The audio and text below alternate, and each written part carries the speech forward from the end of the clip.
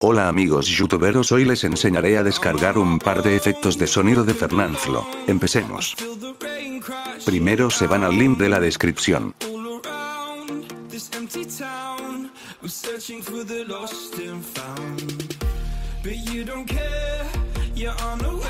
Esperamos 5 segundos y saltamos la publicidad.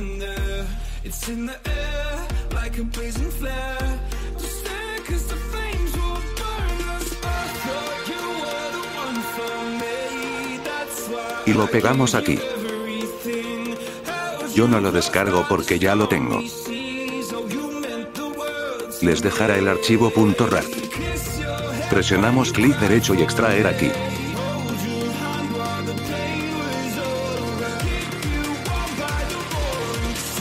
Y ya tendrán sus efectos de sonidos. Espero que les sirva de gran ayuda y no olviden suscribirse, comentar, pero sobre todo compartirlo con un like.